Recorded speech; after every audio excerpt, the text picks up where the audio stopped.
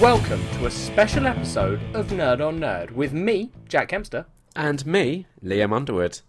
And in this very special episode, we're talking about the latest summer blockbuster comic book movie from Marvel, Spider-Man Thor Ragnarok. Homecoming. Oh. Don't confuse our listeners, Jack. Also, talking Thor about isn't a summer blockbuster. I think that's out in like November or something, isn't it? Yeah, but we can pretend. Why? I just want to see it so bad. Right, okay. So yeah, this Spider-Man. is Spider-Man. Did you do any preparation before watching this movie? Like going back and watching the old films? Yeah. No, I didn't. I assume you did. Yeah. How many did you watch? I watched Sam Raimi's trilogy. Oh, God, why? Just because it's been a while since I'd seen them. And... But I mean, as prep for this film, I thought you were going to be like MCU films. Yeah, no, right. No. Okay. I just wanted to, refresh my mind of the Spider-Man origin story, so I figured, why not watch it twice? As someone that hates origin stories, Liam, I find it weird that you would go back and watch effectively the origin story of Spider-Man. Right, here's the thing. The first Spider-Man film's actually pretty decent and holds up relatively well. And the second one. The second one's even better. Yeah. So, it wasn't like a chore to go and watch them. Like, I had them on Blu-ray. I hadn't seen them in years, so it was more of an excuse to revisit them. Okay, well, that's fair. Yeah, so I did those. Then I did the third one, because obviously I had to. Yeah. Okay, it gets shit on a lot, but it's not that terrible. I mean, it is. No, here's the thing, Jack. It is, though, Liam. No, right.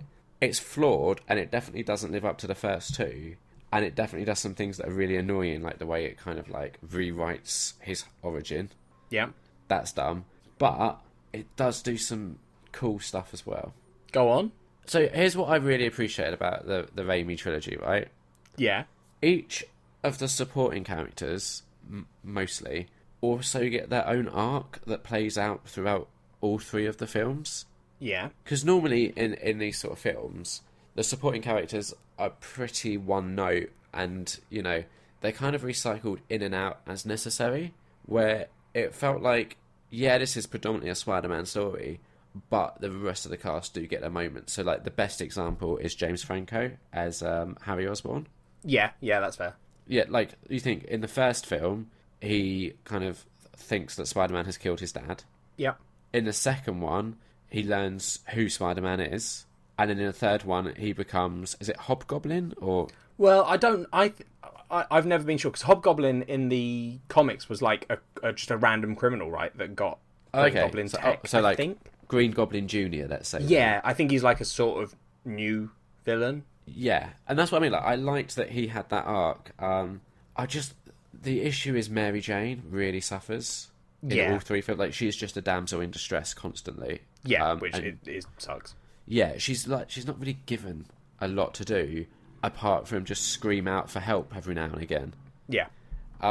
Also, I like that there's flashes of horror in the films. The best example would be when Doc Ock's kind of extra arms all come alive and just start beating up all the scientists. Yeah. So there's things to like. And in the third one, right, I get where the problems all started with Venom and all that sort of stuff, but there's still some cool things. The CGI for Sandman is still impressive today. Yeah, but that's not a pass on film. This film was bad, number 3. What made it bad?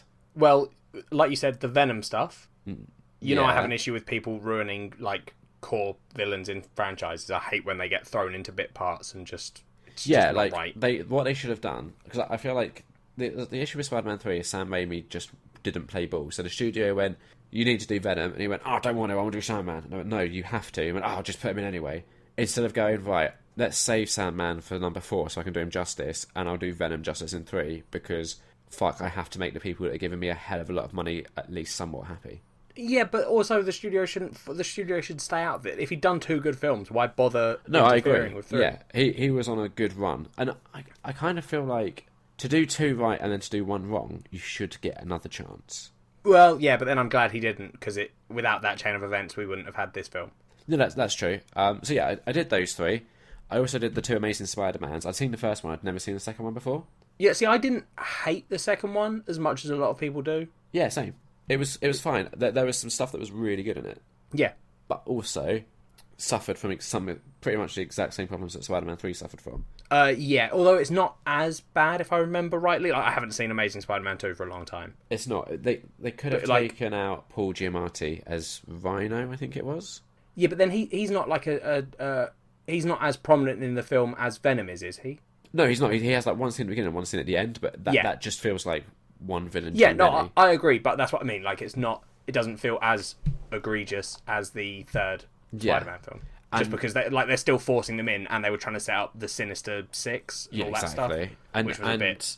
the Green Goblin, the fact that they tried to redo that again in Amazing Spider-Man 2, like, they didn't put the time in to do it the sort of justice that Raimi's trilogy had, and even Raimi's trilogy didn't do it great.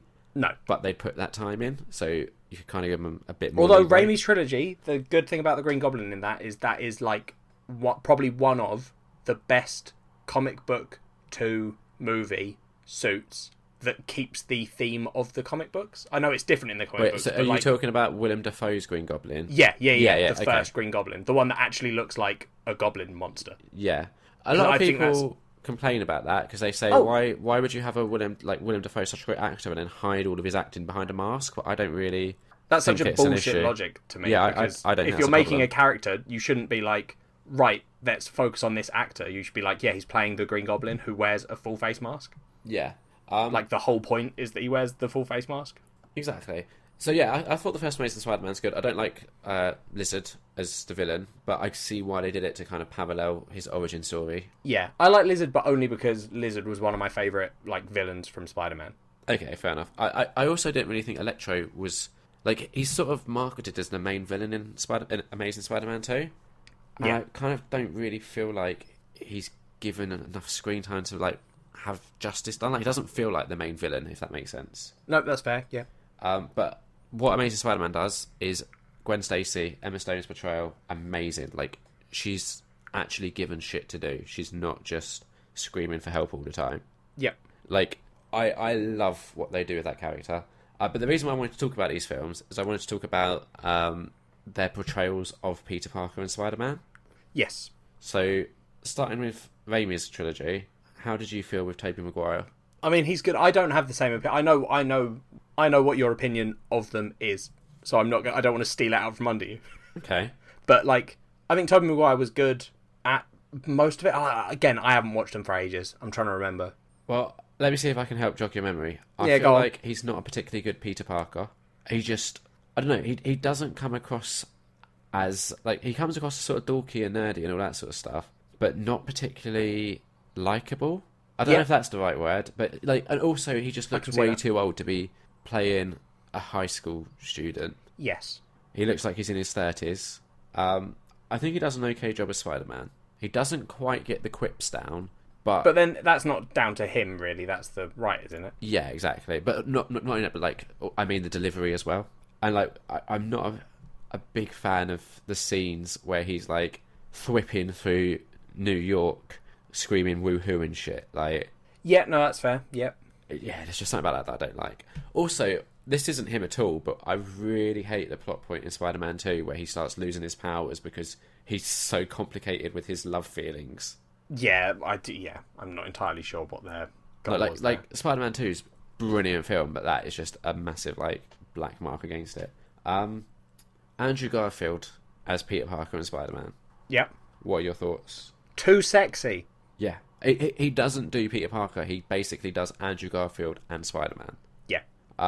He does do like the nerdy kind of awkward thing, okay, but yeah, just way too good looking to really pull it off. Which like, you can't. It sounds like him. you're being mean to the other two now. No, I'm not. I'm 100% not. I know you aren't. It just sounds you're like he's just too hot to be Spider-Man. The other two. But that's the thing. Like they could have like made him a bit uglier with like makeup. Like look at the TV show Ugly Betty and how they transform her. There was stuff they could have done, but they were just like, nah, it's Andrew Garfield. Let's sell some posters. But I thought he absolutely nailed Spider-Man with the quips and stuff. I thought he was a brilliant Spider-Man. Yes. Then, in preparation for Spider-Man Homecoming, I went and rewatched Captain America Civil War. Yep. Which we've done a podcast special on. We have. It was interesting reassessing that film now. Did your opinion change? I can't remember. What was your opinion on it in the special? I liked it just fine. But I think the predominant opinion was it shouldn't have been a Captain America film. It should have been Avengers. Yep, which I agree with. Yeah, because that sort of debate, you should have had both sides of the argument. And while they try to show them, it being a Captain America film immediately kind of skews the sides a little bit. Captain America was always going to be the portrayed good guy. Exactly. Too much Winter Soldier, which is a character I just don't care about. But he's got a cool metal arm. Yeah, but the airport scene, which everyone goes absolutely crazy for, is like a really good action set piece. Yeah. Possibly the best action set piece Marvel have done yet. Yeah, probably. Yeah. I was just trying to think, if there are any others, but...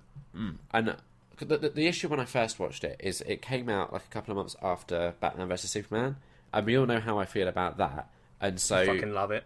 Yeah. Coming from that to, it's more of the same, was a bit disappointing. But then going into it this time, kind of with a better idea of what to expect, that element didn't bother me as much. So I think I enjoyed it a little bit more, but still not like, I love this film. But I paid particular attention to the Spider-Man scenes. Yes, knowing that you'd be watching the film. Exactly. And I have to be honest, before going into Spider-Man Homecoming, just off of the basis of watching Civil War, I was excited. Cause... Yeah, no, that scene in Civil War, or like a lot of the scenes with him, are really cool. Like, there's like two, really. Yeah, what does he get? He gets that scene where he comes in and steals the shield and shit. Yeah, so he has then is there a scene where he's talking to Tony Stark? There's a scene where Tony Stark goes to visit him and is showing like the YouTube clip and is like, "That's you, right?" Yeah. And that's when you first see like Hot Aunt May and all that sort of stuff starts happening. Yeah. So just on the basis of those two scenes alone, I was like, "Damn, this is exciting now," because I wasn't sure. I saw a lot of polls and stuff on Twitter, like, "Who's your favourite Spider-Man?" And it obviously gave like Tobey Maguire, Andrew Garfield, and Tom Holland as an option. I was like, 2 scenes isn't enough for me to make my mind up on Tom Holland. No, that's fair. But after seeing Spider-Man Homecoming, 100%, I think he nails both Peter Parker and Spider-Man. Yes, I would agree. I've basically spent 10 minutes just leading up to me just saying Tom Holland is the best. Spider-Man.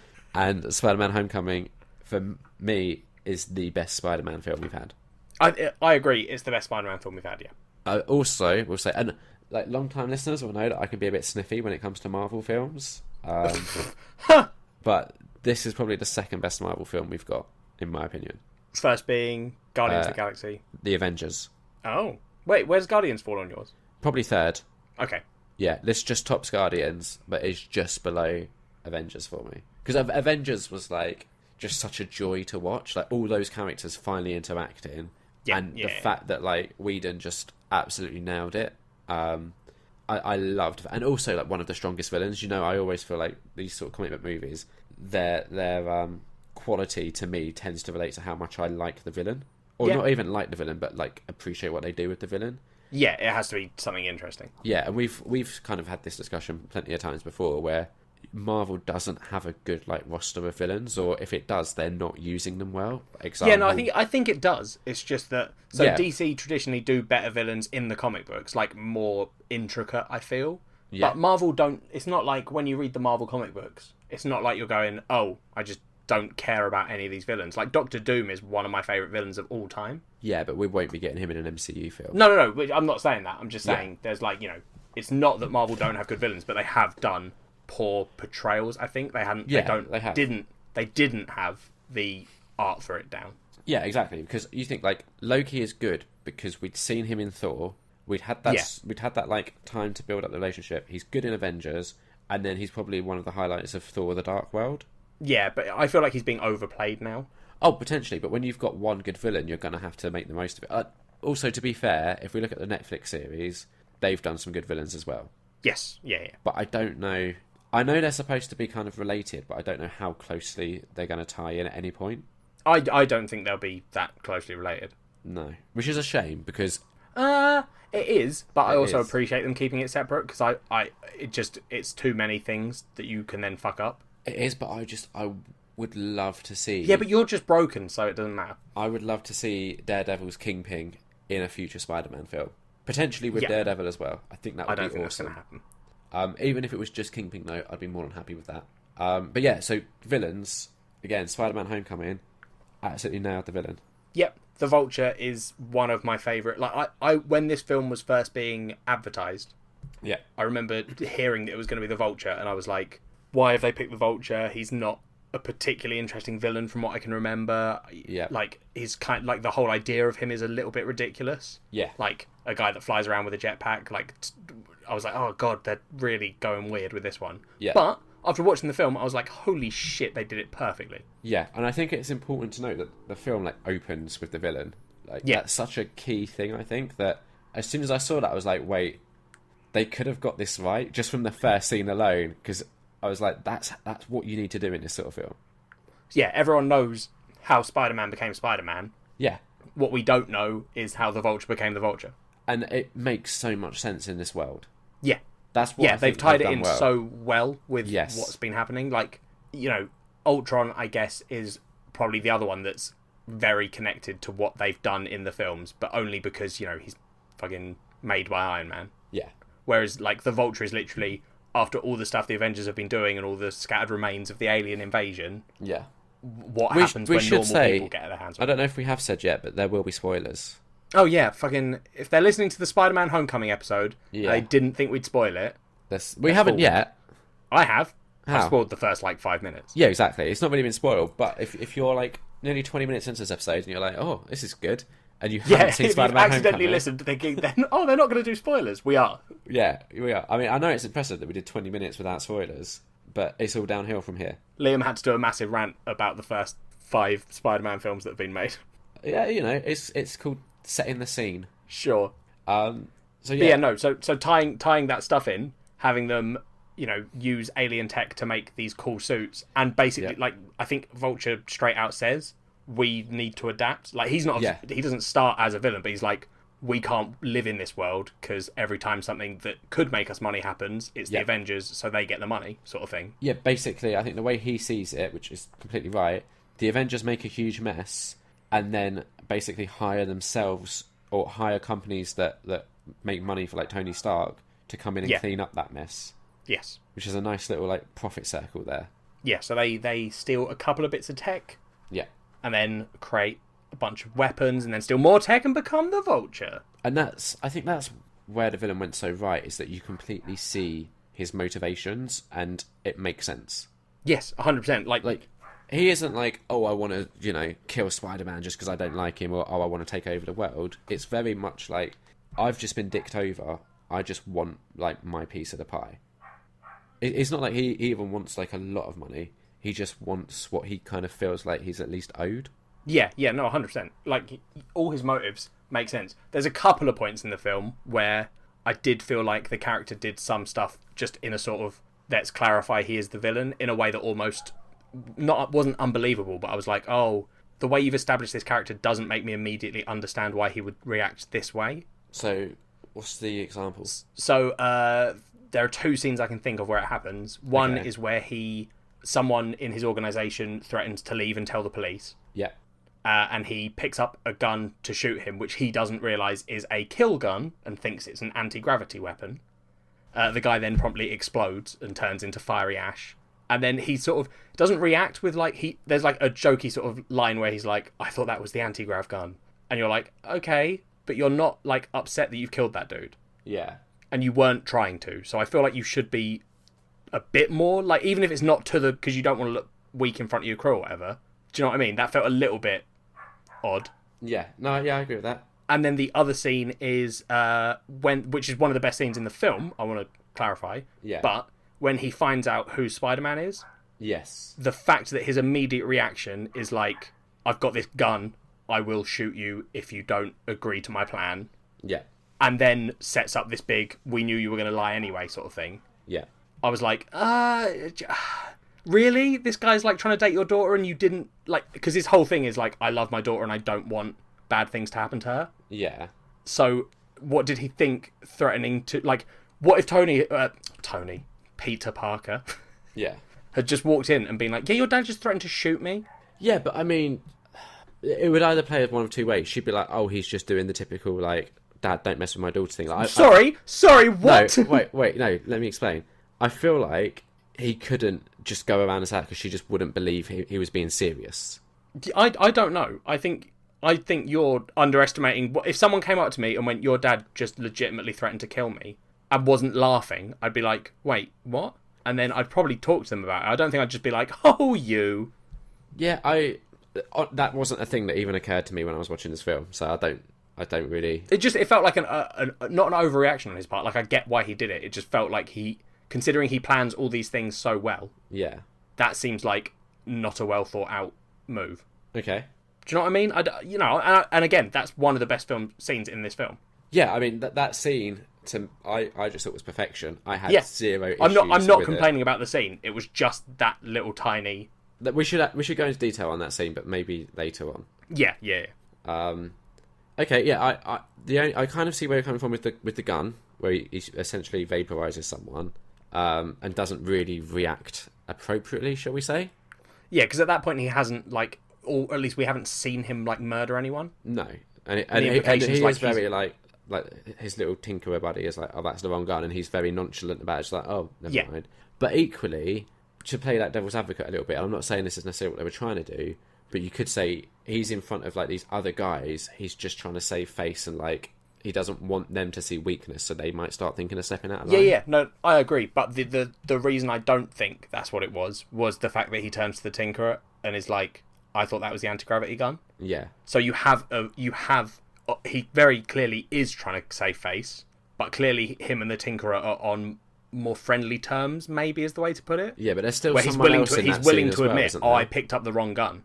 Yeah, there's still someone else in that scene as well, though. Not that it's hit, because it's the guy that becomes the shocker. Yeah. After him, and he's not close enough to hear that, because it's when he turns to the tinkerer, he says it quietly, so that only the tinkerer hears. Yeah. So that was the thing. It was sort of like he was openly saying to the tinkerer, "Oh, I just messed up. Yeah. I didn't mean to kill him." But it's not like, "Oh, Jesus, I just blew a guy up." It's more like, "Oh, silly me." Yeah. Maybe he was just like, I'm just fed up of this dick. And to be honest, there's got to be people in your life where you're like, if they were just vaporized, I wouldn't really mind. I don't think I want anyone vaporized. We live different lives. Was there anything else that you didn't particularly like? I guess a little bit. Liz, not that I didn't like her, but so there's the fact that I said to you, there's a scene in the film where you find out who Mary Jane is. Yeah. Because throughout the film she's being called Michelle, and then there's a scene right at the end where she's like, my friends call me MJ, and I was like, oh yeah, I realised that was you very early on. Yeah. And so for the whole film I was like, cool, I just love this Mary Jane character. She seems really cool. They're making me like her. And then Liz, I was like, I sort of don't get why Peter and Ned are so obsessed with her. She's attractive. She is. But, you don't see her being super nice to Peter until, there's, when they first go to their... Oh, obviously there are scenes we haven't seen sort of thing, There's a backstory to them. Yeah, there's a lot of history there. But it felt to me less... But I thought it was also interesting that, this desirable girl in the film, who is, popular as well, is also, the head of... the academic decathlon or whatever it is that little group is called. Yeah.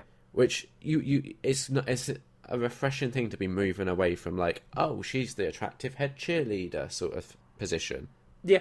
You look at again going to the Sam Raimi films, MJ isn't really shown as being particularly academically driven or anything in those films. She's just popular. So and Gwen Stacy definitely is. So it was nice seeing that kind of, but Gwen Stacy isn't really shown as being massively popular. Yeah. So I thought it was. It's not an issue. It's not, my issue isn't with that side of it. It's just it didn't feel as No, I know. I'm just saying I thought I liked what they did with some of the typical stereotypes. Yeah, definitely.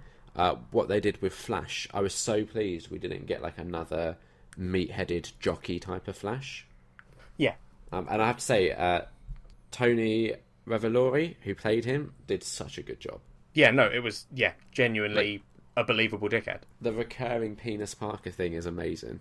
Yes, I love that joke. I genuinely, I turned to my brother, who I was seeing it with, in the scene where they're at the party and he's getting them to chant penis Parker. Yeah.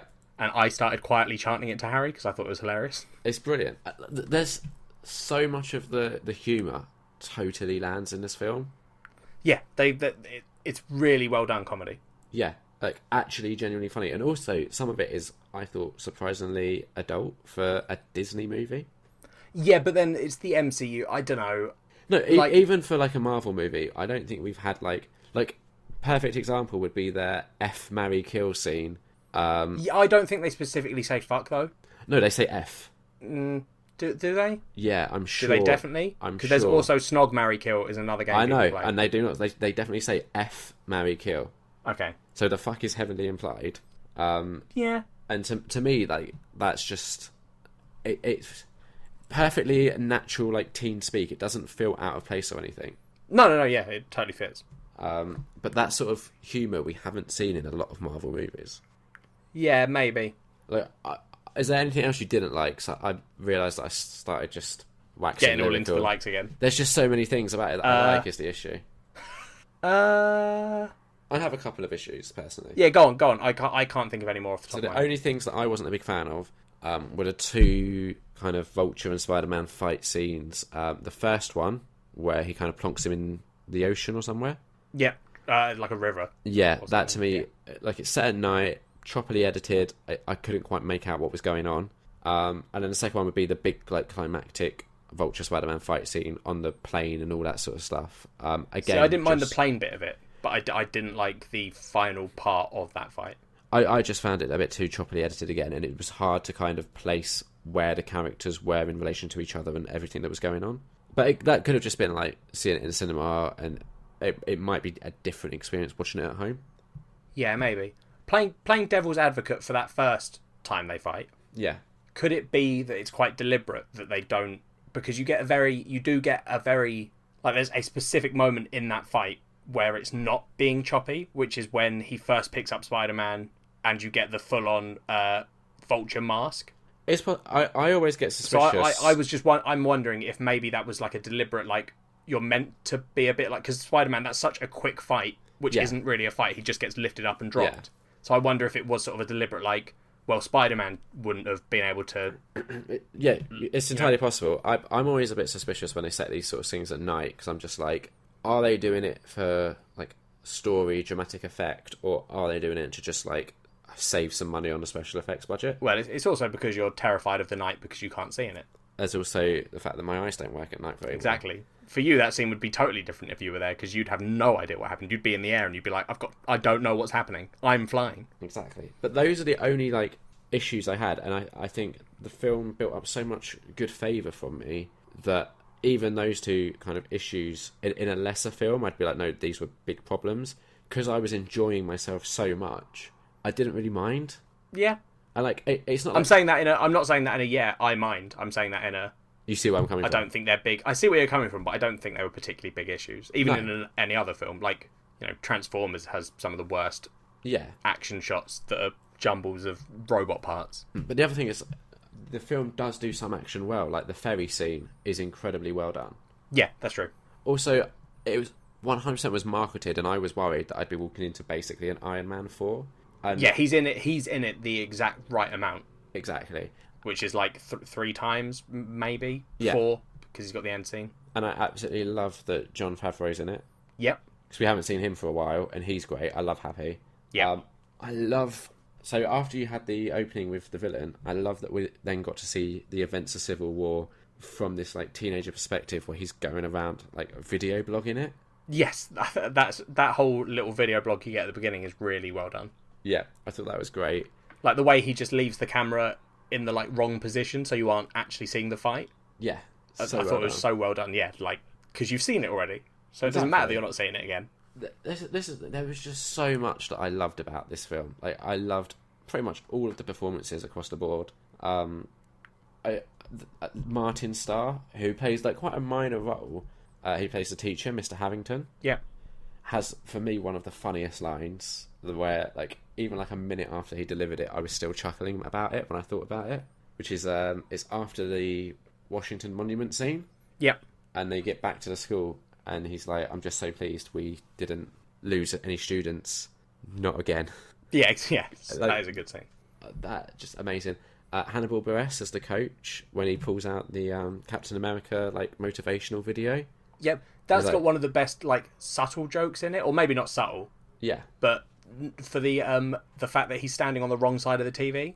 What do you mean? I don't know. So Captain America in that little motivational video says, I'm going to hand you over to my good friend the coach here, and points to his right, and Hannibal Buress is standing on the wrong side of the TV, and that's such a minor thing. Yeah. But I was like, you can tell people are paying attention to the detail and being like, yes. Yeah, get him to stand on the other side. So it's like this coach who just doesn't give a shit about this video he's showing his kids. Exactly. And I love as well when he's just like, pretty sure he's a war criminal now. Yeah. So that, it's so good. Donald Glover? Good. I would have liked more, if anything. Yeah, but so the way I thought was like treating that was... I want him to come back later, is what I mean. Yeah, I don't know if he will, because I don't think that the new MCU is going to last long enough for us to get to the point where that character's story... Well, maybe him, because he's the Prowler, right? Yeah. Maybe that part of it might happen. But the stuff with the nephew being... Because the next Spider-Man in the actual comic books is his character's nephew? Yeah. I don't think we're going to get to that point. If we do, fucking good job, Marvel. You've managed to create an amazing franchise that's lasted like 20 years. Well, I don't even know if it has to go that long, because they're definitely planning Spider-Man to be a trilogy, because I think what I heard, the plan was they wanted to do like a Harry Potter, where each movie is a year of his like school life. Yeah, but Spider-Man, if like... Which gives us two more movies with him at school, which is cool. But Spider-Man, the character, is, in the actual Marvel Universe for a lot longer than that. And I know that's different because, already we're likely to be killing Tony Stark off and all that stuff. Potentially, yeah. Yeah. Well, probably. But I think the MCU is going to really suffer after all that. I think they need to do it, but I think that might be the downturn of the MCU. At this point, I kind of don't feel like I can doubt them, because they've done so much right. Yeah, I just think that you lose such a big cast of characters, and I think a lot of them might leave at a similar time. It depends how that transition is handled, because they are still bringing in interest. Like, Brie Larson as Miss Marvel is amazing casting. Yeah. And potentially, if they're going to do what we kind of assume they're doing, which is Infinity War, they're kind of essentially going to wipe the slate clean a bit, and then Avengers 4 will be like an introduction to the new Avengers. Yeah. Which, assumingly, you'd have Ant-Man would be part of that, which Paul Rudd was great as Ant-Man, so I'm happy with that. Brie Larson as Miss Marvel, fine. Black Panther, we've only seen him a little bit in Civil War, but I've liked what I've seen so far. And then I guess, is that like kind of it that's been established? Unless they keep like Scarlet Witch and stuff around, Yeah, and like Spider-Man potentially. Yeah, of course. Sort out a deal. Yeah. But it's so my issue with it isn't that like I think these characters are all great. It's that you're losing. So let's assume that this happens and they start with the new Avengers, and then these current Avengers all sort of their contracts come up, and let's pretend that all of them are like, we're done with Marvel. Yeah, so we lose Thor. You lose Captain America, Thor, Iron Man, Hulk. That's the one that I really don't want them to lose. But that's what I mean. So let's assume they lose all four. I mean, even if you just ignore Hulk, like you're losing Captain America and Iron Man, who in the last 10 years of Marvel comics have been like the core driving force. No, include Thor. Then you've got Civil War 2, Siege. All of those use those three characters as like their central things. Like Thor is the main part of Siege. You lose all of Asgard if you take out Thor. Unless they do like the Lady Thor thing that the comics have done. Yeah, but then even then it's a new character effectively. I know it's still Thor. Yeah. But do you know what I mean? It keeps you tied to I'm not saying I'm not excited for it, Liam. I'm just saying I can see that being a potential part where it could go wrong. Yeah, no, I'm not disagreeing. I don't want to doubt Marvel at this point, because I'll just be proven wrong most likely. Oh, I don't care about being proven wrong. I'm not like you, Liam. I don't crave people's approval. I've established that on Nerd on Nerd. Yeah, of course. We haven't really spoken about Jacob Batalon, who played Ned. Yep, one of the best characters in the film. Yep. Is he like from the comics? Not that I know of, okay. But he might be. Like, I've not been in touch with Spider-Man's storylines for quite a while. Fair enough. He great. Yep. Fucking. I love the idea of them having someone that has discovered Peter's secret. Yes. Like almost immediately. Yeah.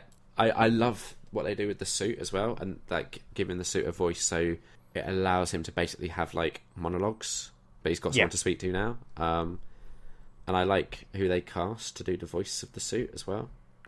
Yep, you told me that. Go on, explain to the listeners. It's Jennifer Connelly, who that's what why should we care? So some of you might be aware that she was in Ang Lee's Hulk as like the love interest, Betty Ross. Sure. But more importantly, she's married to Paul Bettany, who plays Vision, and also then Jarvis and then Vision. So I thought that was a nice little touch. It is, yeah. I don't just want to gush about this film, Jack, but it's really hard not to. You're going to, though, Liam. Because what they basically gave me was a coming-of-age movie disguised as a superhero movie, which for me is just perfect. Well, I think it's a superhero movie with coming-of-age themes. I'd say no, but this is. I don't think you could go and watch Spider-Man and go, that wasn't a superhero film.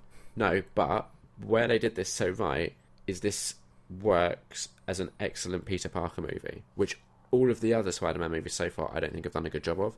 But yeah, no, there is Peter Parker in this is the right kind of Peter Parker. Yeah, and it's given a significant amount of time, because this is the issue with superhero movies I'm finding at the moment.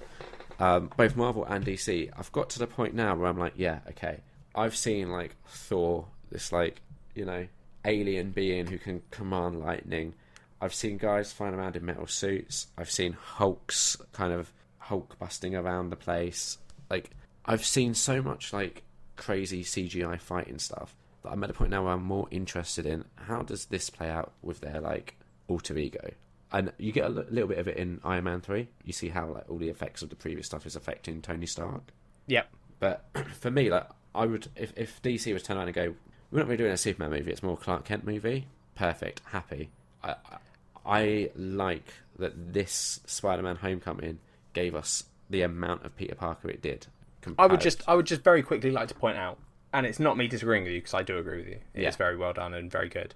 I'd just like to point out the bit where you said I've got to the point where I don't care about that stuff. You've been at that point, my dear friend, since maybe the second Marvel special we did, if not the first, where you were like, I'd have preferred this film to just be them talking. It was Age so of don't Ultron. Pretend like this is a new thing. Being like, I think I'm more interested in the other character side of them. Yeah, it was 100% Age of Ultron that started that. Yeah. Because I've always said that party scene is the best This has scene been a in the film. recurring theme in your issue with superhero films. And this movie addresses it. It does. If this is what you want, this is fine with me. Yeah. Also, this is like, I think, huge spoilers, so wary if you haven't seen it, but the fact that they got Gwyneth Paltrow back... Yeah. Like, we haven't seen her since Iron Man 3, right? I don't remember, but I don't think so. And they've made reference to that in Civil War, because I think Black Widow and Tony Stark are having a conversation, and she's like, how's Pepper doing?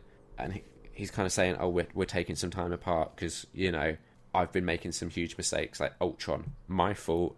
Look at what's happening with, you know, the team at the moment and how we're kind of splitting up. Again, that's on me. So I love that they got her back, but I'm also...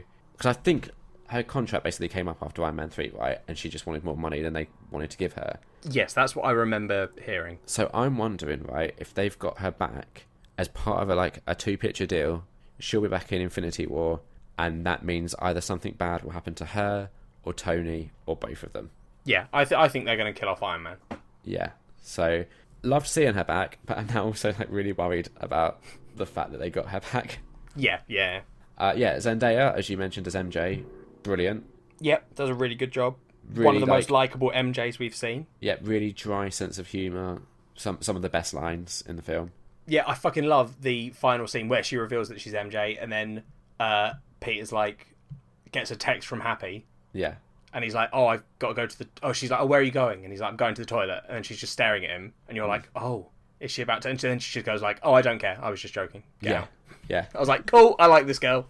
She's brilliant. I love that we finally see Spider-Man when he doesn't have buildings and stuff to web to. Yep, that's a good scene. Him just running through a field. Yeah. I would say, like, it references Ferris Bueller's Day Off quite heavily, and then it actually shows someone watching Ferris Bueller's Day Off, which I did feel was a bit too on the nose. Well, no, but I think there are probably quite a few people that would have seen it and not got that reference, because it clearly is going to appeal to a younger audience as well. Yeah. And it definitely, you can tell this has been influenced by, like, John Hughes, who directed Ferris Bueller. Yeah. Yeah, I honestly just have nothing but praise for this film, pretty much. That's fair enough, Liam. Like, I don't know what else to say, because it's all just me just, like, shooting my own webbing over this film. I'd like to point out one of my favourite changes they've made from the other two films. Mm-hmm. Or did I don't remember if Amazing Spider-Man had it, but the web shooters. That was also an Amazing Spider-Man, yeah. Well, these guys did it better.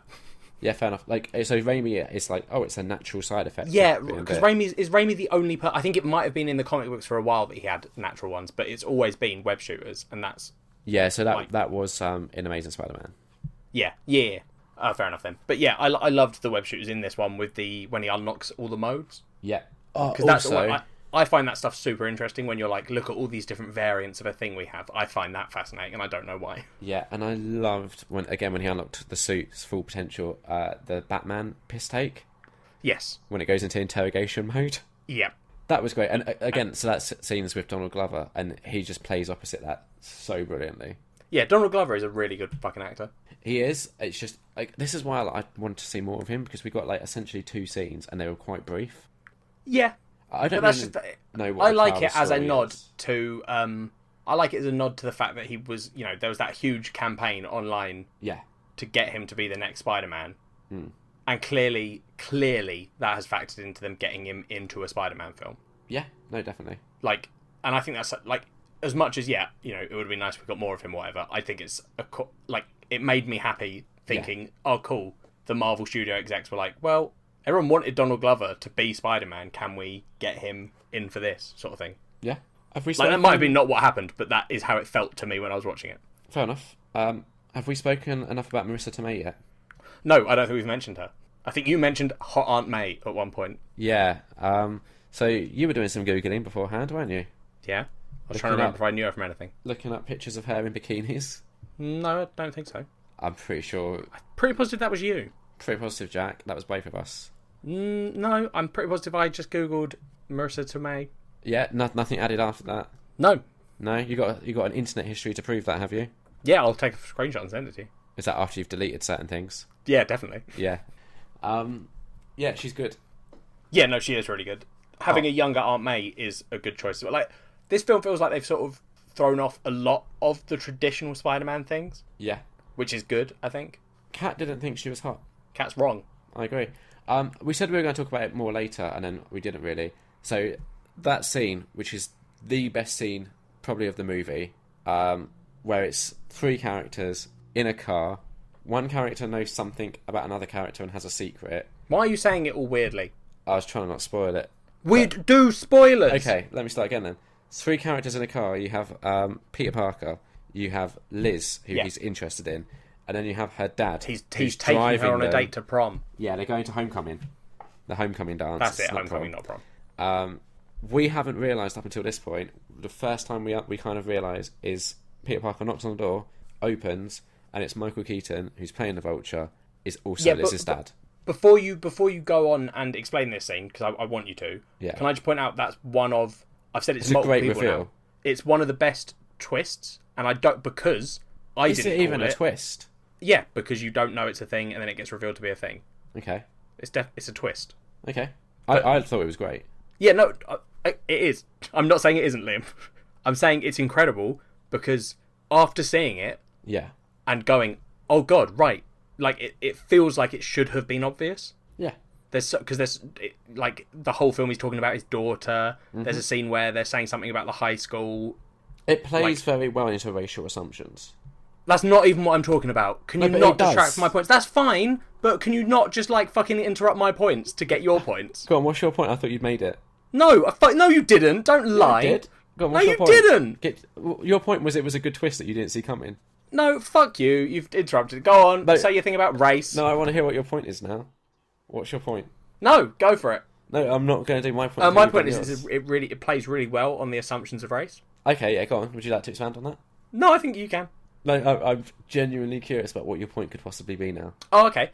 So my point is, Liam, that a lot of times I don't know if you realised, Liam, but Michael Keaton is white. Yep.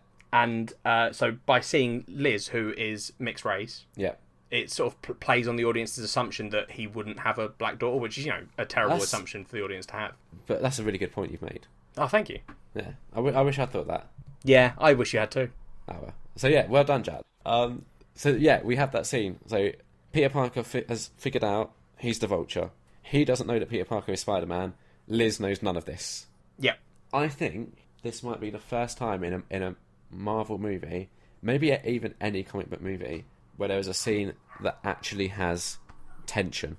Like, I was tense watching Unbreakable? It. I mean, yeah, but that's also not a very typical superhero movie. That's still a superhero movie, though.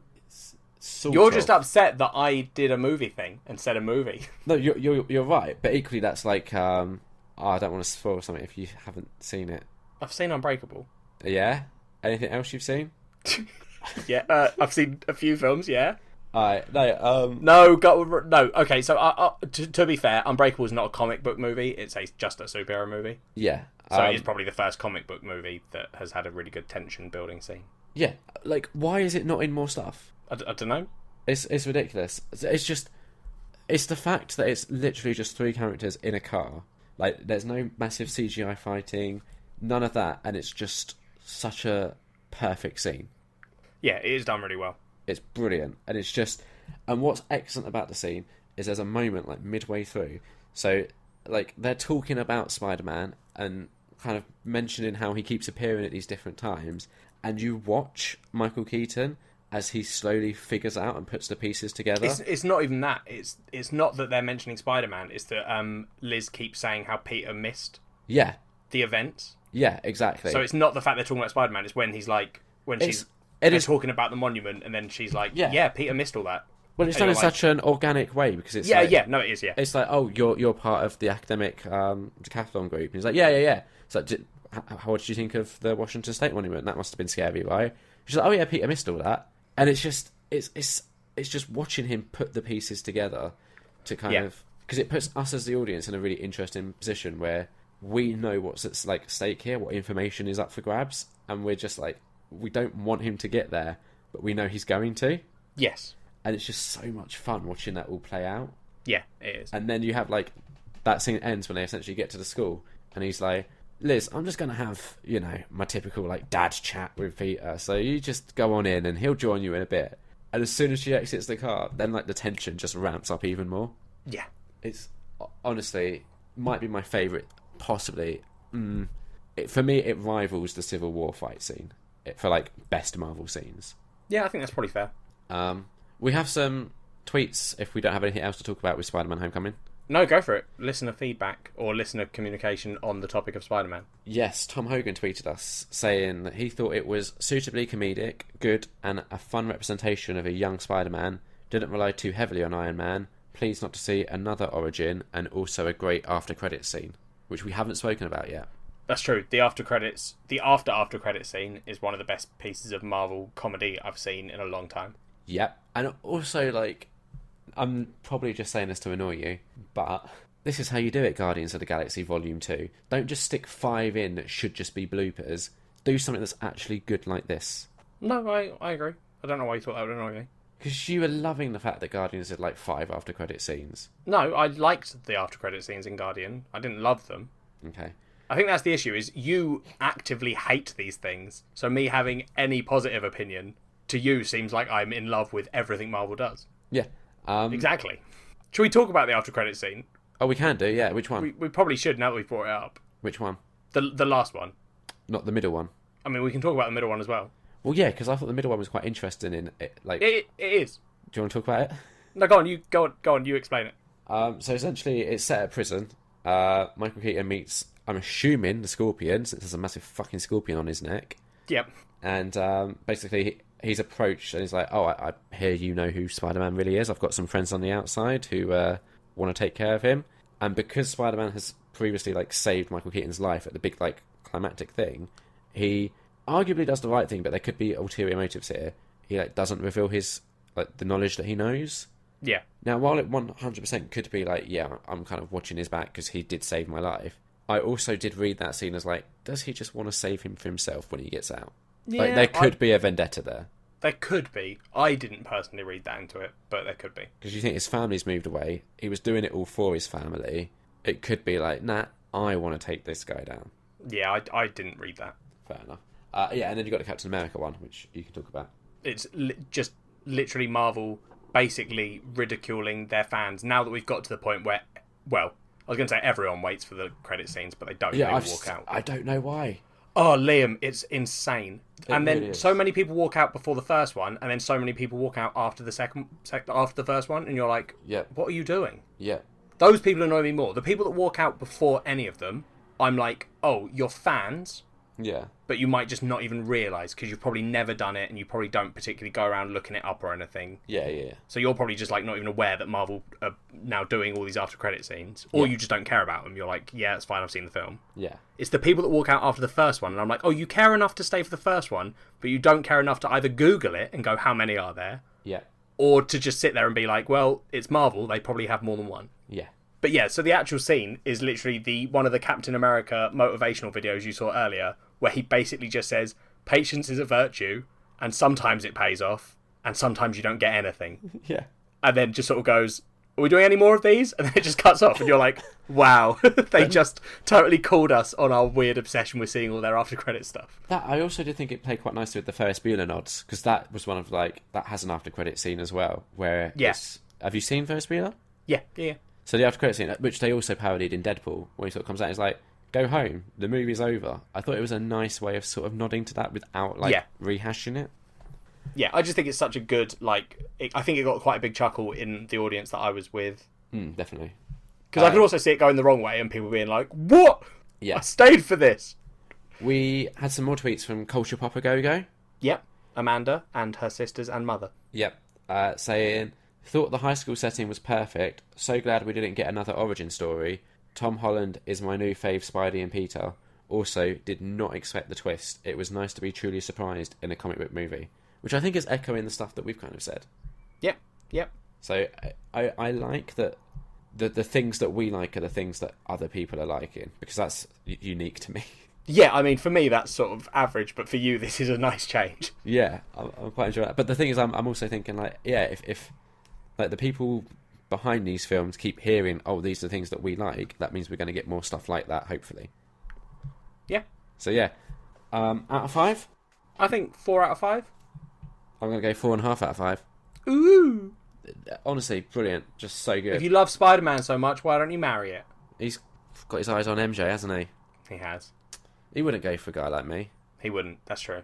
I wouldn't even get to be like the Ned in this situation. No, you'd be like the nerdy third friend that was sort of not even like the one that they sort of talk to in one of the classes who sits near them. Yeah. Yeah. I'd sit next to you. Yeah, they wouldn't even talk to you. No. I'd be too busy talking to my cool friends. What, Flash? Yep. I think me and Flash would get on like a house on fire.